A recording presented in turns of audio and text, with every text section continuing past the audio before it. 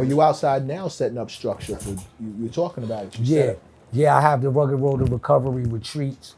You know what I'm saying? So whereas it's this retreats of wellness and healthness, mindful eating, drinking, and intake of knowledge. You know what I'm saying? How long is the retreat? 3 days, and you know, all the professionals come in, mental health professionals, holistic cooks, and you know, body trainers, and lawyers, and financial advisors, because it's basically a resource center and the day room in the street. You know what I'm saying? Yeah. And we put the people that want it. I'm not trying to convince anybody. So it's not gonna work if you don't wanna do better, eat better, work out better, learn business and study, because it's like being the you know, nation of gods and earth. You know what I'm saying? It's easier to be a gangbanger than it is to be a 5%er, because you gotta study. Right. If you ain't studying, you can't get involved in the conversation and you're not really down. Right. So it's easier to be like, all right, we stay on stupid and just hurt. Mm-hmm. You know what I mean? So is your program in the city or is outside the city? Well, it's remote. See, I didn't want to do brick or mortar because it leaves me stuck.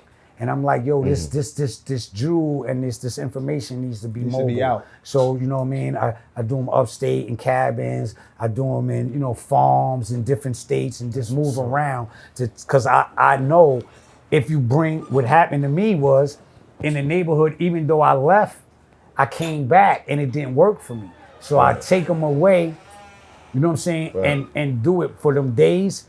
And then by the time the third day and you take that long ass ride home like you did on that long bus, you can think and come back home with a plan. Mm-hmm. You know what I'm saying? That's dope. I definitely got to chop it up with you. What up, boy? I definitely got to chop it up with you about that. What's good? Yeah. Because that's important. That's very important. And I've been in talks. We all been in talks. The entertainment part and the part that I'm struggling with doing deals with the media part of it is that you try to tweak it and make it like a show. And I'm like, nah, all you could be is the drone, because I'm dealing with real lives. You know what I'm saying? I'm dealing with keeping people out. And I know in 90 days is the most crucial part.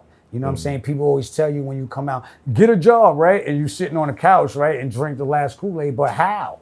Nobody says, yo, let me show you how to do a resume. Let me take you to get a suit, because you just sent a person that never had a suit. They gonna come in with a big baggy suit and walk in the office. They gonna be, I know you never put on a suit. Let me tell you something. I know some. And then when we make them move and go back to jail, they like, how you get back? Because you didn't get I know some foul niggas, bro.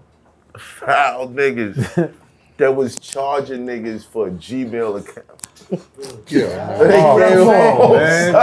I'm saying? Niggas just like, yo, you need a Gmail? Y'all hook you up, give me 150. And dude thinking he getting something special, right? Yeah, that's foul, man. That's the and they scam come of home the year and be right like, there, yo, boy. I have to pay for this. I seen a nigga try to bust the move in front of me. I was like, yo, son, that shit free, son. I'll take this nigga. I'm trying to get this nigga money. Some cold shit. Cold, man. But it's what it is, you know? That's Dumb, deaf, and blind. You don't know, you know? Yeah, at least you're doing it right. Well, see, I have to, because my life depends on it, right? So it's like I have to do it for me. So that's why it's like it's really the work, and it's not work because I do it every day. I have to. If not, I'll fall back. It's easy to fall back into them old ways. Right. All it takes is one slip up and a bad day. That's it. And then it's like you forget about all that you work. You really feel like it's that close on you? Yeah. Like every day? Every day. Once you're an addict, you always an addict.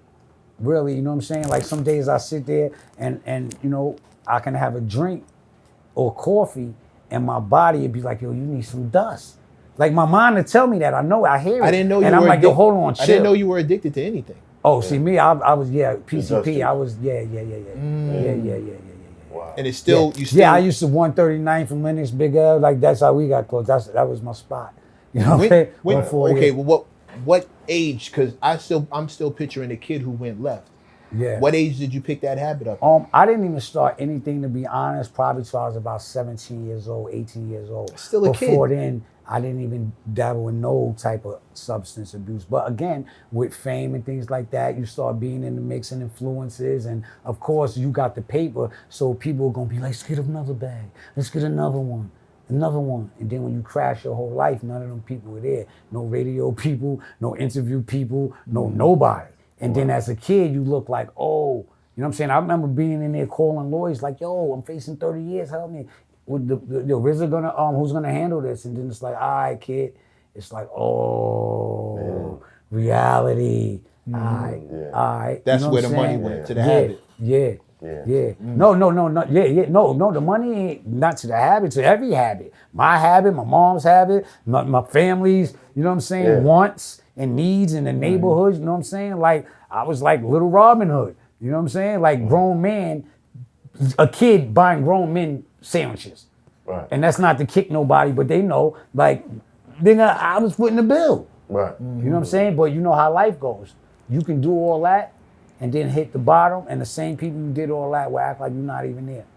That's a fact. Was it the pressure that the PCP helped kind of get the pressure up off you? Yeah, because because it allowed me to think the bullshit that I wanted to believe.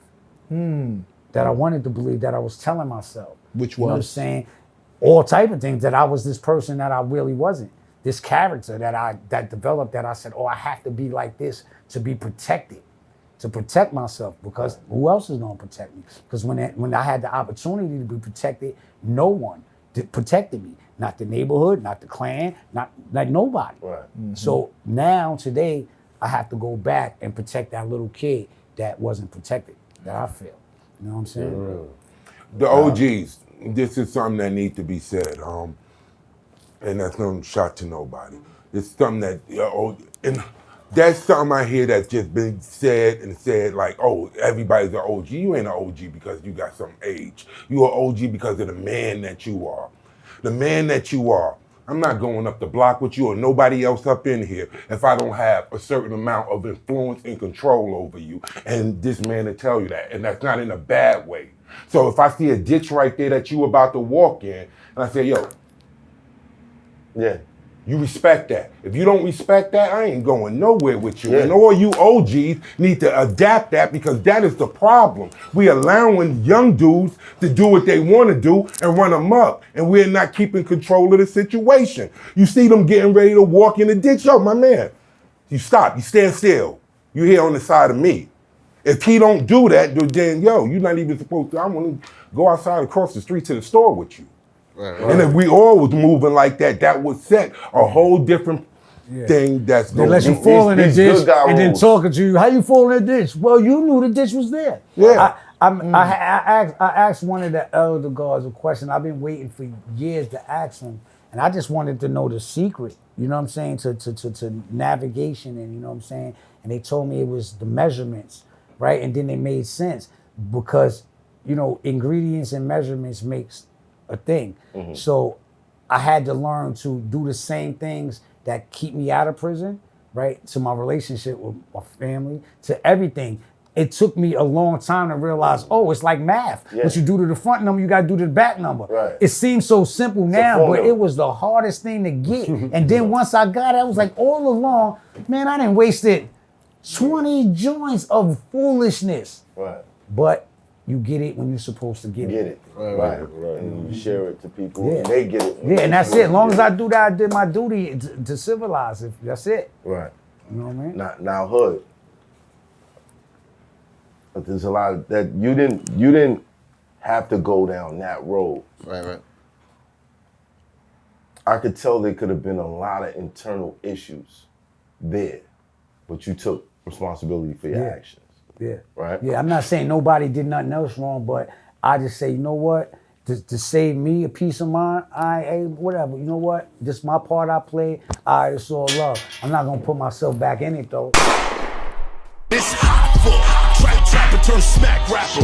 Only smack rapper that you know is smack rappers. Got bars I can hang with the backpackers. Trap star, I don't hang with the backpackers. I'm in the hood with the work you heard. Making fiends leave earth you heard. Got your baby mama thirst you heard. Feel the flow, nigga, throw it in reverse. This the wave you need to surf you heard.